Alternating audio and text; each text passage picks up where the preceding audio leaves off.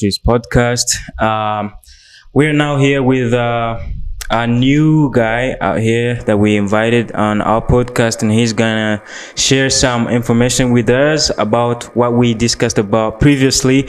Remember, we're discussing about health and some distractions that may happen in life caused by drugs and stuff like that, and that's what we're discussing about. So I'm here as usual with Jeremiah, the CEO and founder of Lion Ministries. We're with Real Kevin, the communication director, and let's our guest introduce himself. I am Shema Khalid Steve. I am a filmmaker and a poet. All but right. also a recovering addict right. for over 4 years now. Yeah. All right, so we're gonna use Shema as Steve is much better. Steve. All right. Okay. Steve is much better. All right, Steve. We invited you here. You said you're a filmmaker, poet, and many other stuffs. All right. I remember the last time I invited you, you were like interested by this podcast, and I remember you have visited our website, because I shared it with you. Yeah, yes, if I did. I'm not I wrong. did.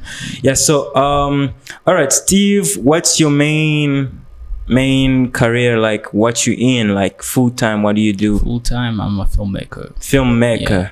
All right. What type? Independent All right. filmmaker. Independent filmmaker. All right. That's amazing. Kevin, what do you think about filmmaker? He just said independent. I didn't get it. Like everybody's independent. Yeah, that's what I was gonna ask. Different. It's that there is independent cinema and there is commercial cinema. So I do Alright. independent cinema. They have quite their differences. They are Alright, quite different in the way. Okay. So as in, what type of films do you do? Like series? And no series, Like, fiction dramas, Alright. shorts and features. I may say documentary as well. So, but mainly in independent industry, not in the commercial industry. I don't do films for YouTube and all kinds of stuff. All right. Okay. It's strictly for either festivals or some. He doesn't also do commercials, right? Yeah. Yeah. So, to tell you more about this project, it's a podcast series dedicated to shed light on the dangers of drug addiction in Rwanda community. So through personal stories of struggle, resilience, and triumph, we aim to raise awareness about, the devastating impact of addiction, highlight the paths of recovery, So people join us to listen to the voices of those who face the darkness of addiction and emerge stronger on the other side. Here we have Steve. He's going to share with us the story of his life. Does your life has any link with drugs and stuff like that? Did you ever get into like the darkness of addiction or stuff like that? Of course. If you were like a hardcore drug addict on hard drugs like heroin and crack cocaine, you probably are. You have a testimony about how dark it could get, I get it. Yeah. Okay. So we have the right person on board. So he's gonna share with us the story of his life, how he went into darkness until right now when light shed on him, and he can share with you some testimonials. Steve, welcome on board. The voice is yours. The mic is yours. You can share with us how you started. I'll ask you some few questions which will help you go along with the discussion. Like, Steve, when did you get yourself into filmmaking? What year? How long have you been into filmmaking? I've been in filmmaking for quite a while now, but professionally, I think it's 2020.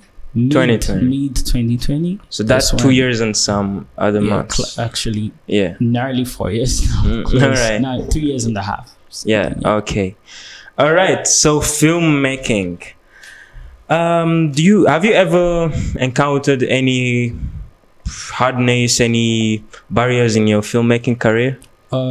Definitely. You have to face struggles. Okay. I think everybody does when they're starting a career in general when they're trying in to any make, field, especially in art in Rwanda. It's quite hard, especially when you're in independent cinema. It's not like you're producing something that you're going to put on YouTube for money or put it somewhere where there is a market. You have to produce contents that the festivals, the producers, independent producers that are going to be interested in such kind of a way. So you meet a lot of barriers along the way, but so far so good. I'm grateful. All right. Thank God that you're good. Okay, let's link your career with this darkness that we've been talking about. Does it have any like linkage or any like? I think as an artist, your personal story has always an influence on what you're doing now. Mostly I started with documentaries when I was recovering. Like for the first year, I started with I had like a YouTube. It was like a head interview that I used to make with people that are facing emotional struggles. It was called Tell My Story. You can check it out on YouTube. It's there still. So I was like, because I was in a journey of recovering and I had not opened up yet. I was like still hesitant. I was facing the shame, afraid of the stigma. This person is going to be like, oh, so you've done that. I ain't going to trust you. So, the moment like you get out of all of that is the moment like you see the light. So for me, it was more of like a journey because I had to see other people telling me their stories so that I can open up as well. So that time I kind of opened up and I was like, really, this is something good. Like, because for them to open up, I had to share my story, kind of like trading. It was like battle trade, because I needed them to give me something to open up and be free and heal along the process. So I had to do the same. So that kind of a journey kind of opened me up to not be ashamed and be like, I've done this and I've done that. Because you meet hardcore things. Trust me, you do things that you never expected to do as a person. And you will reflect on your younger self and be like, I'm becoming what I want everybody to now be, or what people want other people to be. Sure. It's kind of crazy in that way. Oh yeah, it's a very good story, very touching story. Okay, in your way through the darkness, through the addiction darkness, would you mind telling us like what drugs were you taking, what were you addicted with, which made it like, which shed that darkness into your way, into your eyes? When the first time when you start with small things, I can say it's a small. It's actually big things that lead to more worse things, if I may say. But small thing doesn't work. It started with weed. Weed. Yeah. I think that's the popular drug in it's in popular, this country. but it's still to me it's petty. It's something that people that can function with most of the time, but once you get used to the heights and the feeling, you have other options around you, you're probably gonna try everything else, because I've tried over like 6 drugs over. I've tried cocaine sniffing. I've tried crack cocaine. I've tried heroin. I've tried crystal meth, ecstasy, benzexo pills, like tramadol. Like you do all of, because you're chasing the heights. It feels it's a rewarding feeling. So you feel like you want to chase that all the time.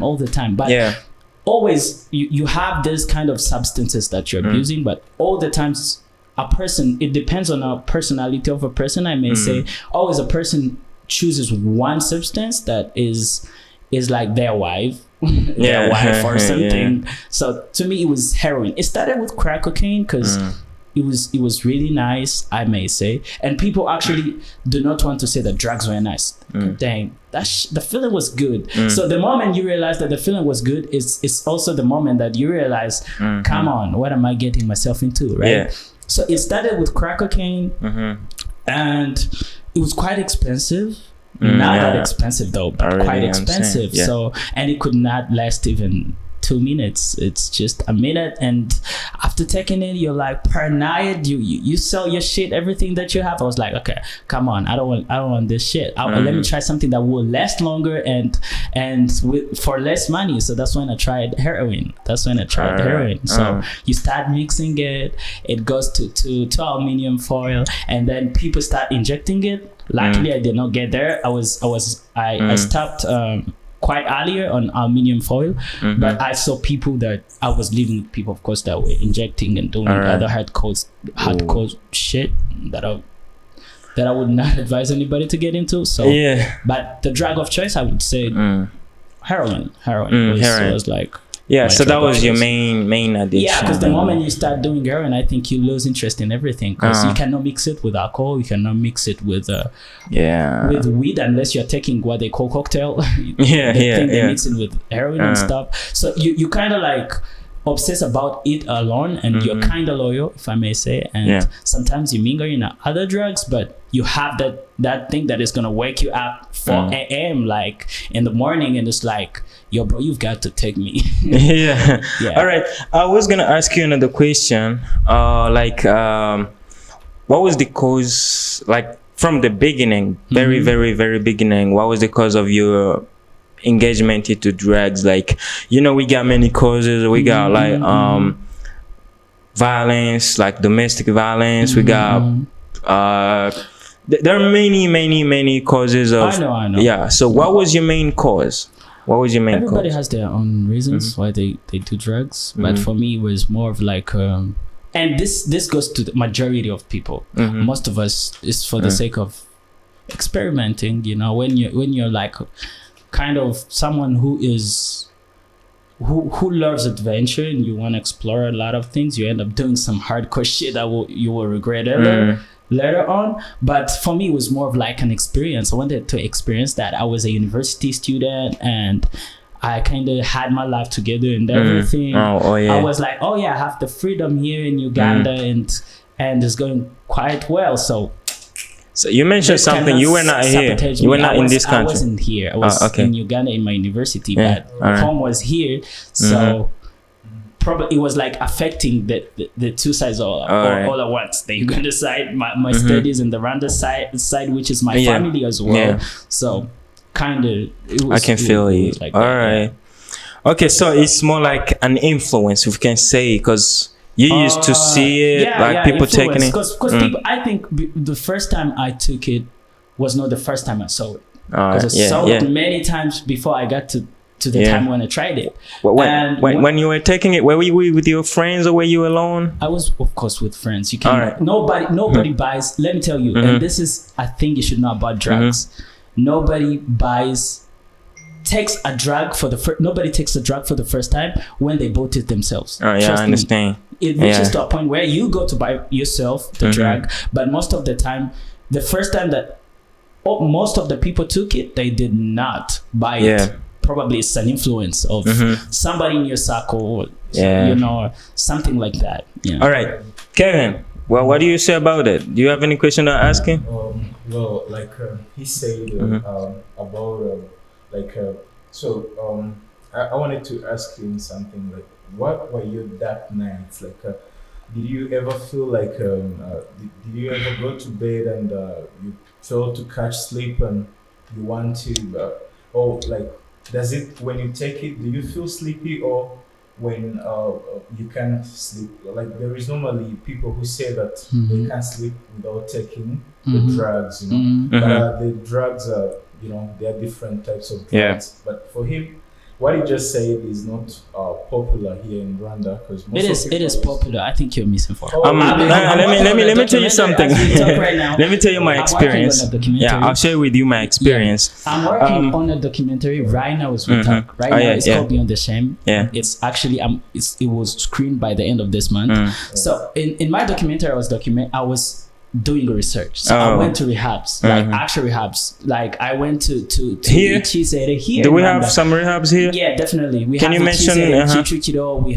We have Isange Rehabilitation Center in Butare. That was a free advertisement, huh?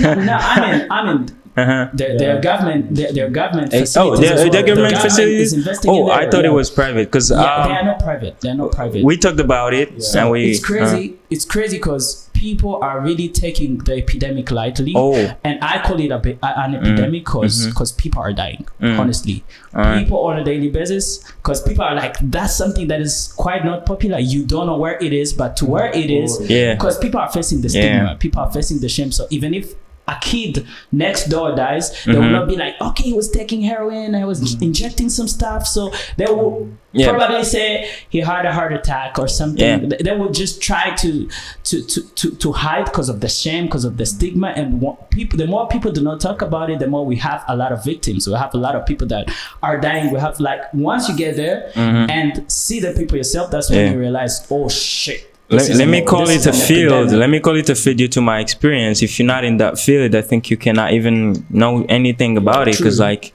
I would say the government here makes it hard for people who does that to show up. Because, like, I don't think anybody can go out there and present themselves like, I said this and this. People do. I personally have characters in my documentary, my protagonists in my documentary that shared their stories, like, freely, and how they're struggling and everything.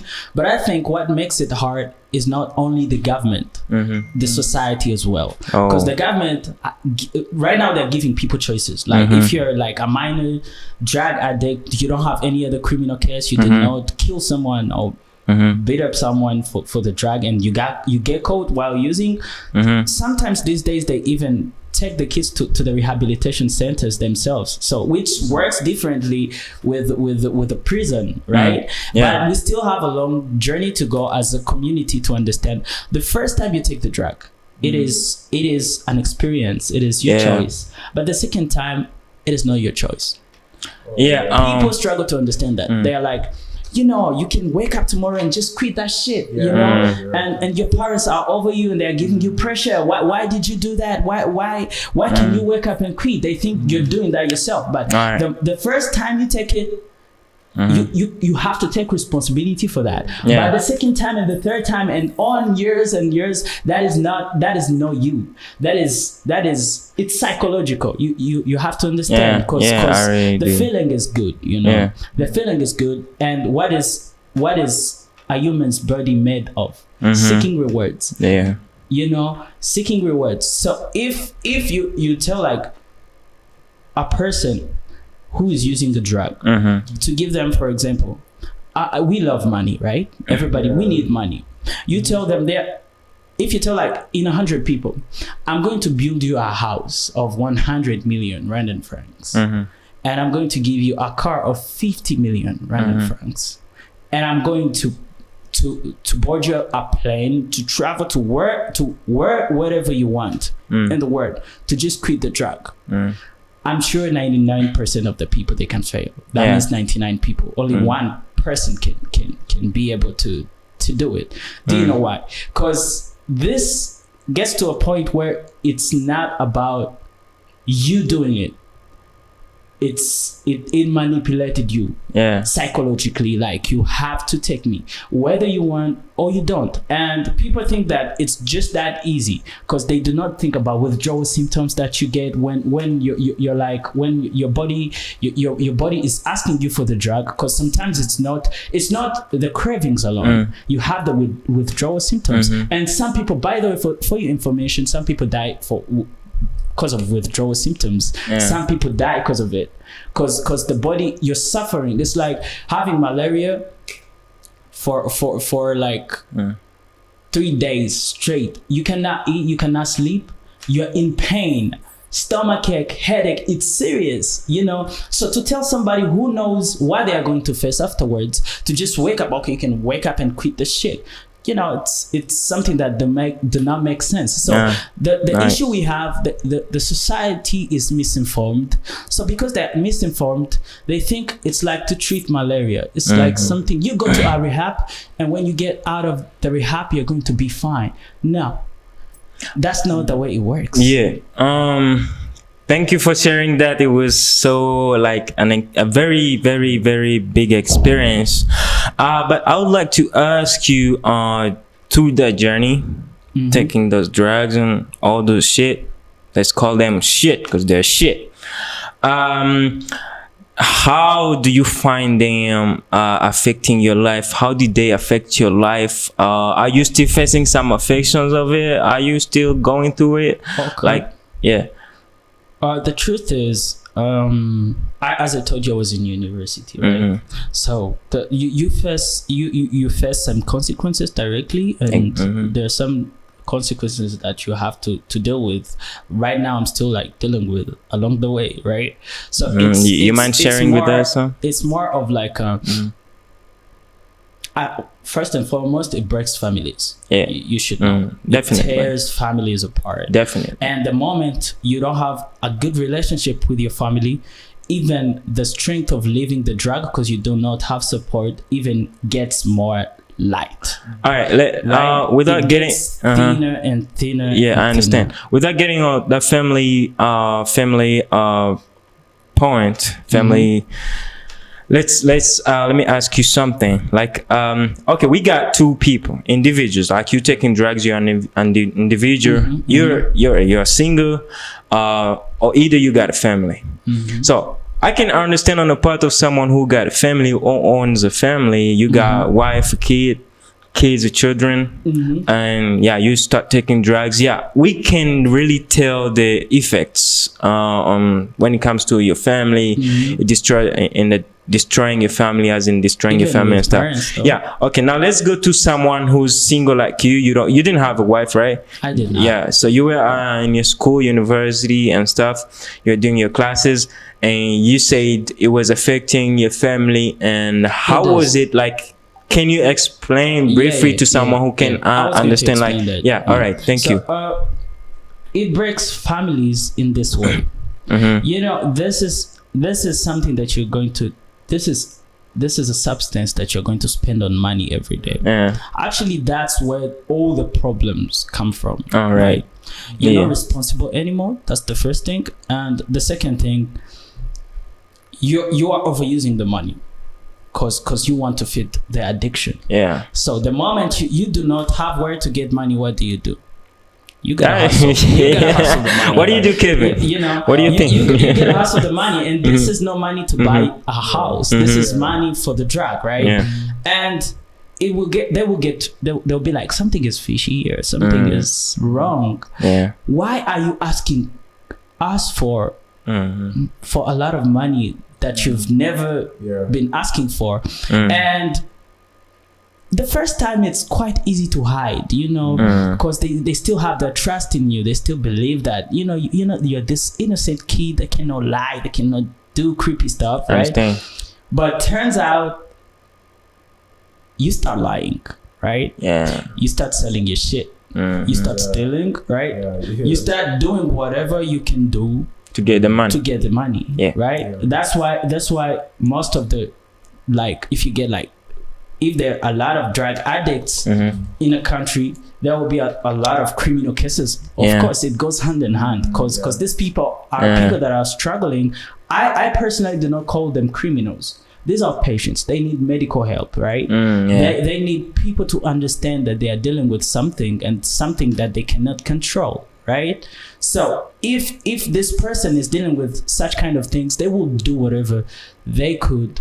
Yeah, just to get over it. To get the fix. To get over the addiction. To feed the addiction. Yeah. This time is not just feeding the addiction. It's a medication. Yeah. You have to medicate yourself because you will suffer. You will suffer. And the first time you have a lot of friends who can smoke you, can do whatever. But the moment you're hooked, you don't have nobody.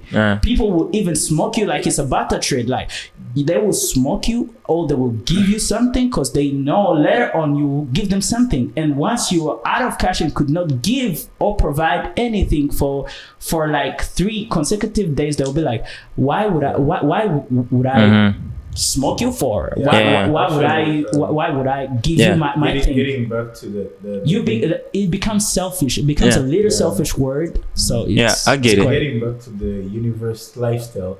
I know like most, especially in Uganda, most of the students steal laptops. Like if bro left his laptop, you grab it, take it to the That's dealer, a personal. you know? That's something easy. That's something, and it's even crazy because there are people who are exploiting the epidemic, right? Yeah. It's not just the dealers. There are people that are called money lenders. It's someone, because you are in addiction, you will not think twice. Oh, right? I didn't know that. You will take your computer of like $600 or $500 and carry it and put it in money lending for something like 50k Ugandan shillings, that like 12,000 rand in France. Whoa. And you'll be That's like, crazy. you're gonna pay back with a profit, and they add, let's say for example a profit of 15% in a week, but you that time reaches when you're still struggling for the cash, so you end up not taking the laptop, so they keep on adding extra things until you go and you find the interest is actually more than the cost the worth of the computer. So you're like, actually, fucking leave it. Let's leave it there. Since you're not able to mistaking the drugs, you won't even be able to pay off the debt. Yeah. That's what happens, because there are people that are really smart in exploiting the epidemic, right? So that happens so much. We gave out our computers, you give out you give out everything, to clothes, to shoes, everything that you can sell, every simple thing that you can sell, you sell it. Trust me. Every single thing you can sell, even food, you can sell it just to get the drug. So are you able to like study and understand? Are you able to pass? Where are you? Like, no, are you? Did you graduate your university? I did not. You did not. Yeah, I'm glad I did not. Though. Yeah. I've got the best school I needed. I thought he had graduated. Meant like, you know, when you're taking the drugs, can you read and be able to remember what's like what you started, the lecture, and be able there are people that are called functioning addicts, by the way, for information. There are people that are called functioning addicts, but so you're among really of them. Rare. It's really rare.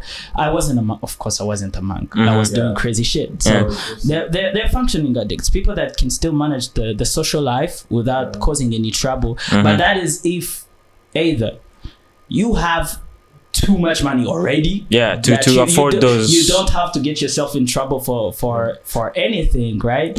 And you have these people that were like me, people that are literally students. We are not working, and if you are working, of course you fucked up the work and they chased you or something happens like that. So they're functioning addicts, people that can really survive with that, but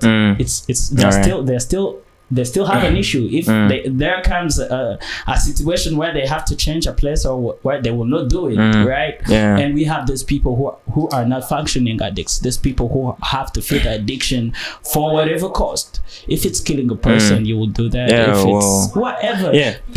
Women sell their bodies. Like, it's crazy. It's crazy. Like, all right, Jeremiah, maybe do you guys something to tell him? Maybe to ask him, because like I see you're like. First of all, this is exactly what we want to hear. We're trying to reach out to the community. We want to hear these stories. The world wants to hear these stories. The world is in a worldwide epidemic of things like this. This is nothing new to myself. I've also had plenty of experience with all of those things that you mentioned, tasting and sampling myself. It begins with something small. It begins with others. It's always about with others, the social pressure. And it begins with problems you may be having. It starts with that. And you get a taste for it. And then you want more, and you want more. Like you mentioned, the way that you put it, it's a human spirit up for adventure. That's a good way to put it. That's kind of in a positive light. But then that positive light leads into darkness, and the darkness creates destruction. You destroy yourself mentally and physically. In my own personal experience in my life, I've had plenty of friends that got addicted to these things, especially things like heroin, one of the most dangerous epidemics that we have worldwide. Very true. And they will take everything from you. It begins something maybe like a laptop, like you said, that's easy. But what happens when they steal your entire identity, your bank account information, your name, your information, your family, friends, your cards?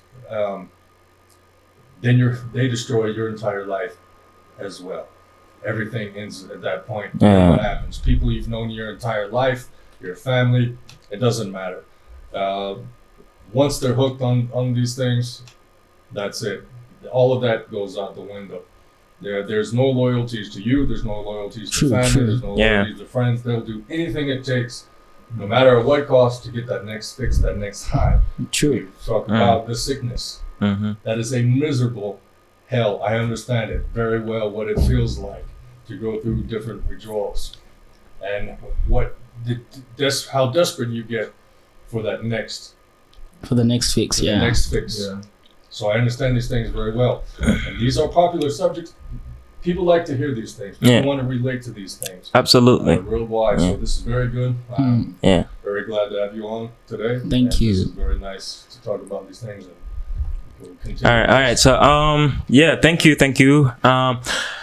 You mentioned every effect that it causes, like physical health, mental health, financial problems. There is some people when they're mentioning, because I faced that when I was doing the research I told you about.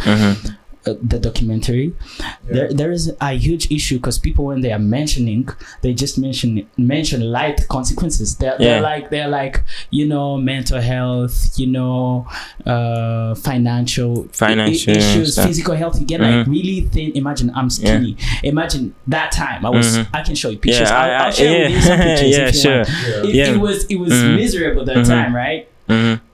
People do not mention this thing. Death. Yeah, I really understand. Death. People when they're talking about the epidemic. Have you got to the point where you felt like you're on the last line of life? Of course, it happens to everybody. Oh, please share with us that experience. Like plenty of friends have died in front of me. What you mean? Overdoses all around. People commit suicide. They wake up and they feel like they do not love the drug, and their families, where it was their last resort, they do not want them. They do not feel invited, and they have done crazy stuff, because you start with petty things. As I told you, you do something and tomorrow you do much more worse thing to feel the addiction, and it reaches a time where you look back and you've done hell, you've done like crazy stuff to get the drug, and you look at yourself, you remember the childhood memories of how innocent you used to be, you look at your pictures and tears roll down your eyes, and you're like, is this really who I became? I really understand. And these people commit suicide. People overdose. People die for real. Talk about yourself. Did you face any of those? Yeah, I overdosed once. Oh, you overdosed. I did not die, but the good thing, I was not injecting. Most of the people that are injecting, if they do not get medical help, like maybe someone with an naloxone, which is rare to have here, like you're smoking with a bunch of people in the house who do not have any medical knowledge of how to help you. Once you get into an overdose, all they do is just like call. Like I was talking to this to a director of a rehab in Butare, and he told me one of the kids we released in this rehab overdosed like few days after getting out of the rehab. This kid was clean. This guy was clean, all right? This guy was okay, right?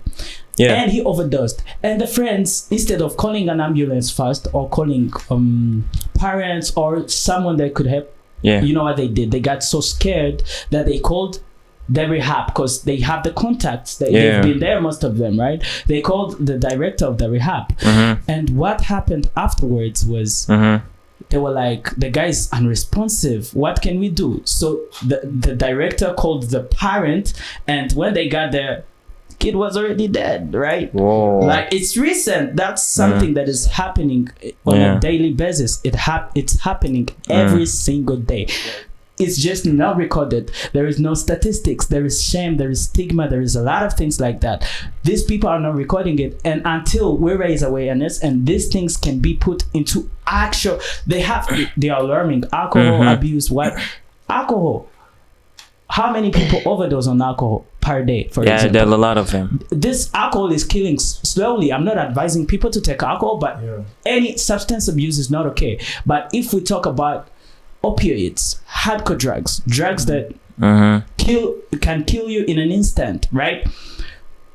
We do not mention the fact that the statistics are rising, And if like you go anywhere and ask how many people, for example, have died this month because of drug overdose, because of heroin, either fentanyl, either tramadol. Some people even abuse the tramadol, these prescription pills and everything. Yeah. I've done some of them. Morphines and everything. And you ask how many people overdose on this. Is there statistics? There won't be statistics. But go ask people that died because of malaria.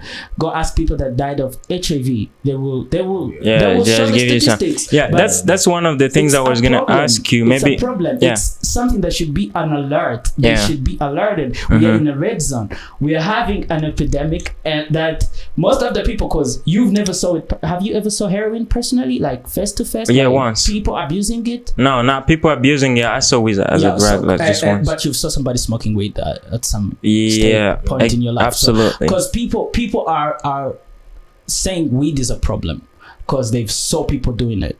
So because they've never saw people doing heroin, they're like, there is no heroin epidemic until it gets to your neighbor or to your kid. That's when people are like, now it's an epidemic. Yeah. But I'm like, it's a crazy epidemic. Yeah. If we don't stand up as a community and raise awareness and try to understand the addicts, that these are not criminals. How do you prescribe a patient prison? Does it make sense to you? It doesn't. They need medical help. They need, because people are in rehab. That's why the kid overdose. A person has been in rehab, for example. Their body gets fine. They're now sleeping well. They are clean. They are clean, right? And the body has reduced tolerance of the drug because they are not doing drugs anymore. And they get out to the families in a society where there is stigma, there is shame, there people are accusing them, people are blaming them, there's blame, there is no uncertain understanding with parents, siblings, families, neighbors, friends, everybody. So they kind of like, because the society is not ready to apprehend this person, to accommodate this person. What happens is that they know something that understands them more. What is it? The heroin, right? They end up going back to the heroin, and they try to take the dose that they were taking. Their body have reduced the tolerance because they have not been taking the drug for a while, and they die straight, right? That's what happens. So it's crazy. It's crazy. Wow, that's an experience. I was gonna ask you, we talked about physical health, the way you were skinny and stuff, mental health, how it was affecting you, financial problems, we talked about it, how the family, the spending of the money, the spending of your properties and stuff like that. So I was gonna ask about legal issues. Have you faced any legal issues into your journey? Hell yeah. Can you share with us that experience? I was once arrested, not in Rwanda though.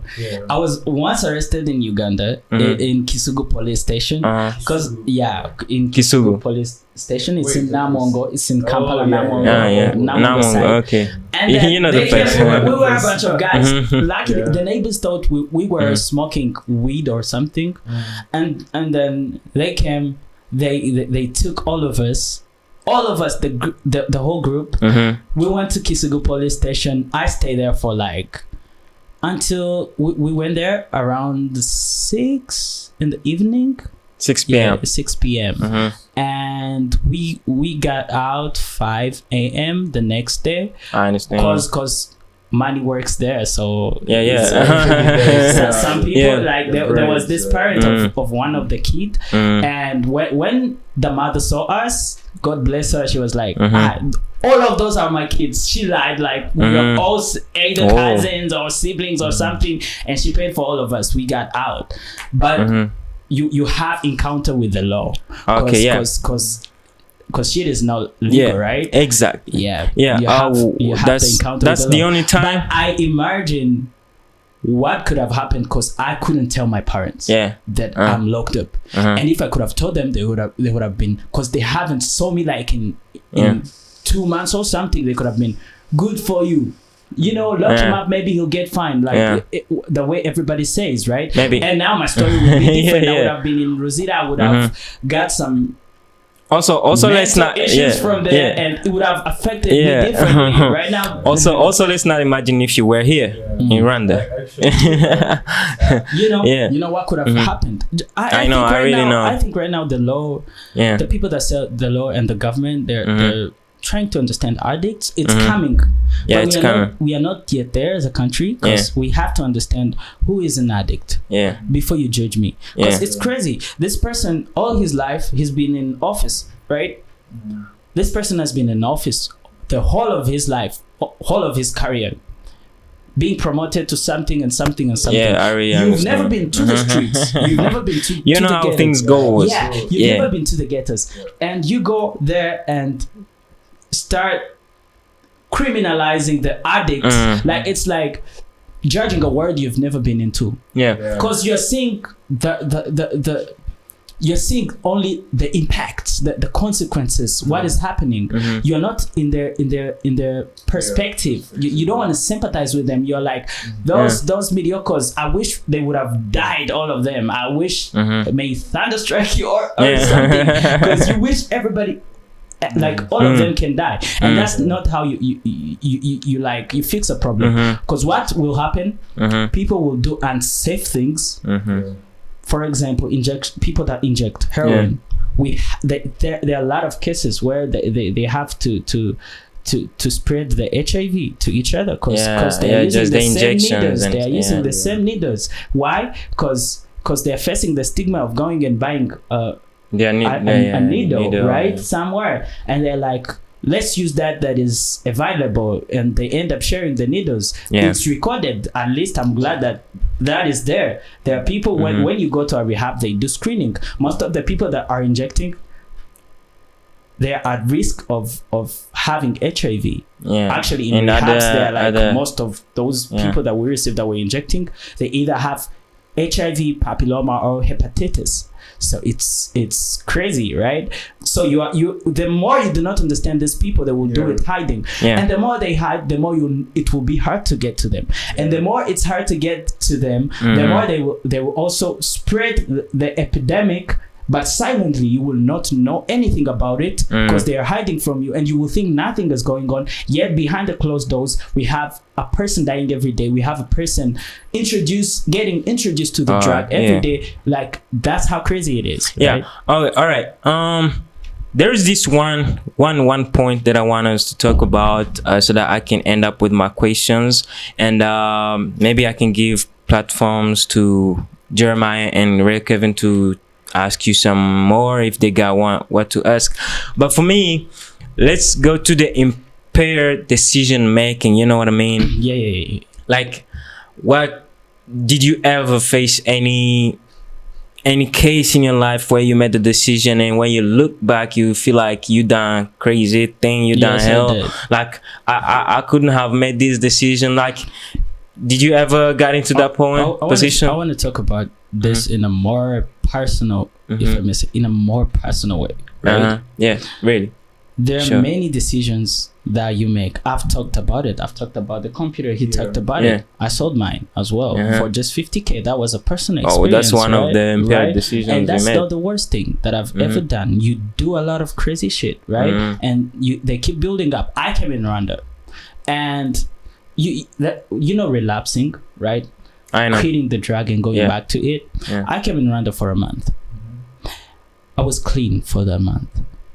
I got okay for that month, and I relapsed. And what made you be okay? What made you be okay in the meantime?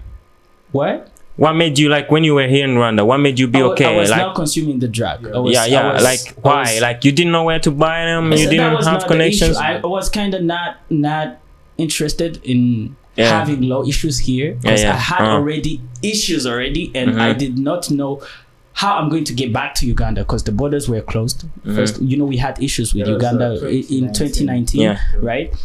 It was 2019 August. We had issues with Uganda, and when I came back, I couldn't go back. Go there. Figure out a way of going back to Uganda, right?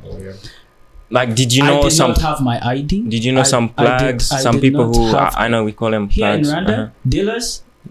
I did not, but I'm sure if I could have tried to find some, I would have found some. Right? So And then what happened is that I wasn't comfortable doing the drag from here because I was with my family, right? They would have realized, and they were threatening me with all kind of things. Tuzakujani wawa, you know, all of kind of things. They will get you locked up, will get you, you know. So the threats were too much on me, and the pressure was too much. And then I kind of like snapped. I woke up one day and I was like, I want to go back to Uganda. You lie, or kind of things. They did not understand me. So I took a decision. I was like, I figured out ways to find someone that would, I could use illegal ways. I found myself back in Kampala in a month, in just 1 month, right? And when I went there, I kind of like, that's when it got crazy, like very crazy, because now the family, I've escaped from the family. Now I don't have, it's zero financial support, right? Zero financial support, you know? So you'll do a lot of things. You'll sell even your shoes. Trust me. Right? You do a lot of things. And then what happened was I even skipped my sister's graduation. And then that was so because I was sad. there, and you lie, all kind of things. And when I was thinking about it, I was very suicidal those days. Very fucking suicidal. I think I would have overdosed or something. But all the times I could talk to my mom, she was really mad at me, very mad. But all the time she could keep it low. She could beg me and stuff. I think she was the only thing that kept me kind of moving. She was like begging me, can you please come here? And I could listen to her, but for the sake of manipulating her, I need some money. You know, I could pretend like I'm listening until like it got a toll on me. One day I woke up and I was really, I had heavy withdrawals that I wanted to get it, and I did not have money. And I thought about ending my life. I felt like it would be much better if I'm dead than just being there and causing all the troubles that I'm causing my mom, because she had to pay my debts. She had to pay my debts from some people that are lied that she would you sent call that me or depression? something.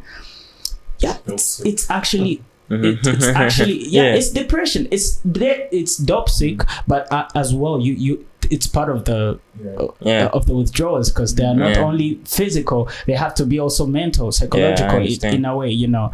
You wake up and you're looking back. Every single thing. I thought even about 1,000 that I've stolen. Every single thing that I've done. And I imagined where I thought I would be in 2017 before I started the university. I was like, I imagined the younger me, the 5-year-old me, and I was like, damn. I'm dead. I look dead.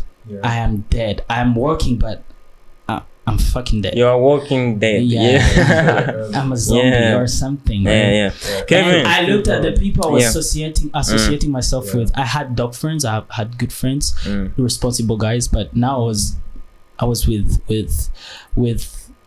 people that are doing shit to get the drug. I don't know what to call them, criminals, because somebody that came in the game after me would say the same about me, so I don't want to use the word. But I was with people, with the wrong group of people of where I was supposed to be. But I'm glad because of that, right? Because I looked back and I was like, this was a hell of a journey. It felt like I've done the drug for entire life of mine, yet I haven't done it for even 5 or 6 years, right? It was crazy, right? And then I woke up and I made a decision one day. I went and smoked again. The first bus went, the second bus went. I called my mom. I was like, I'm coming back in Rwanda. My mom could not believe me. She was like, you need money, I know. You want us to give you the transport, and you chop it and you eat it. And I was like, no, I do not need money. I'm sitting in the car right now I talk to you. I'm in a bus. Talk Just to the conductor. I'm coming back in Rwanda. And I had to use illegal ways as well to get back in Rwanda. Luckily I was not shot. I was not shot. I'm here and I'm talking, right? Sure. So kind of it was crazy. So that the relapse was my like. It's also part of recovery because we have these people that go in rehabs for the first time, the second time, the fourth, they have tried Kenya, they have tried Dubai, they have tried everywhere, but the moment they come back in the same environment, they get like, into it again. Shit, you fuck up again, right? And people, what they do not realize, this is not malaria. This is not cough. This is something that this person has to deal with. I cannot tell you how many times I have to wake up every day and remind myself that I have to fight psychologically. Because you're forever in recovery. You don't have to get comfortable, because the moment you feel like, I've got comfortable. I remember last time I went to Uganda 1 month back. I went to Uganda. And last year in February, I also went to Uganda. In February, I didn't manage to go to the ghettos. I did not manage because I felt anxiety. I was very anxious. I don't know what happened. I like freaked out. I just was like, I'm not going there. But this time I managed, because there was a friend of mine there that started after me, that we used to study together, and their parents called me and they were like, yo, you don't know us, but we are parents to this person and brothers. So he's hooked up, and they told us that you've been there and you are now fine. Maybe you can help us, because we've tried rehabs and everything and it did not work out. We've tried Kenya, we've tried Uganda, it did not work out. And I went there with one friend of mine from Rwanda, 2 friends of mine from Rwanda. We went there in Uganda. That's when I faced the ghettos like hard way, and that because I was going to get somebody from there. I talked to him. We grabbed him from the ghettos. We talked. He agreed that he's coming in Rwanda. After 2 days, he went home. And now he's in Rwanda. He's living at home. So it's crazy. Some like a poet. You know, Steve is a poet. Can you like dedicate a poem to people that are still struggling with the drugs? And, have you ever made any poem about that? I think my life revolves around even all the contents I create revolve around that thing. It's either depression or something that like things that come with it. Kwa kubaho kwabuze ubugingo, igihe wa mubiri wabuze umutima, ngo nkunde nshondane n'inshonzi nyisanze mu mazi. Hell na ubuzima ni inshinzi bukuryoshyeje ubuguha abanzi. Sina vutse nabi gusa bahashashe isusa ahagatewe utwatsi sinigize nyirandabizi. I turn the pages all drained with blood, baptized in this so-called holy water, but I'm cast a lack of luck, but I can't swim my own fear, insecurities, I'm done. My innocence is equivalent to my nonsense, I guess. I've never reserved the space for a turn back just in case. Now I am a burden to myself, carrying full documents in my case that will not prove I am a victim. Thank you. Whoa, wow, that was amazing. There's this one last point as we're running out of time that I wanted to emphasize, and I wanted us to talk about as you an individual, as Jeremiah, as Kevin, mostly which is going to, like, we're going to emphasize the situation here in Rwanda, because that's the main work field that we're working on. That's the main like our platform that we are trying to expose and trying to see that we can like do something about it.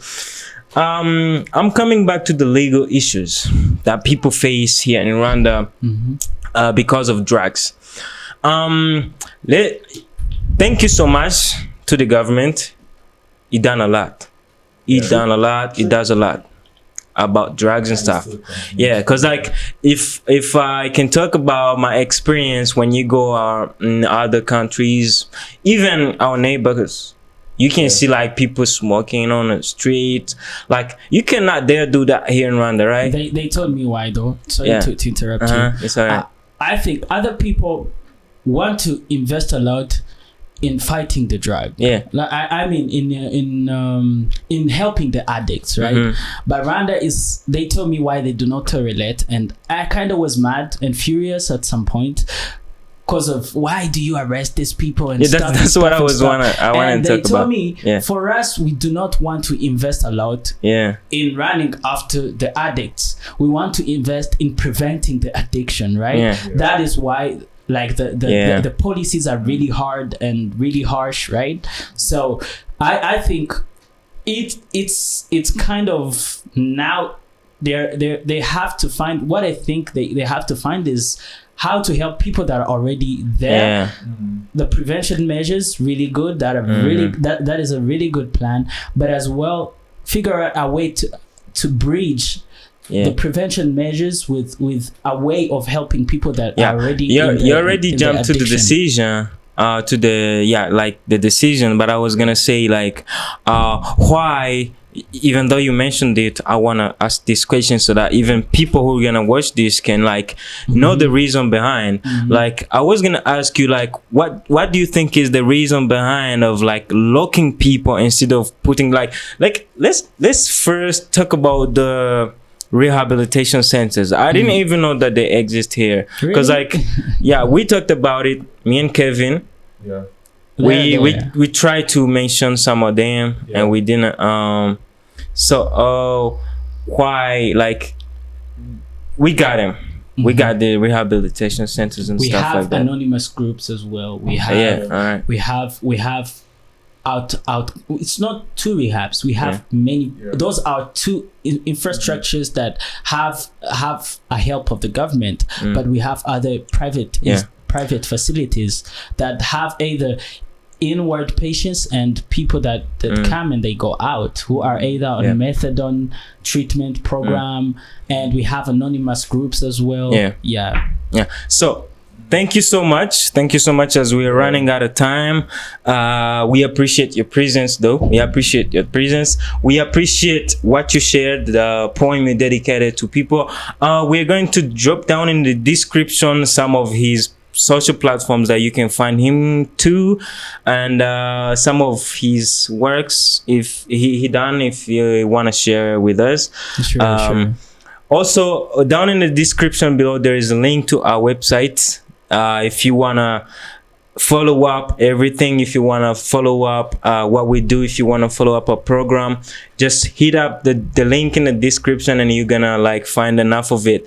Also subscribe to the YouTube channel, like these videos, because share also without forgetting to share, because it's gonna help a lot of people out here.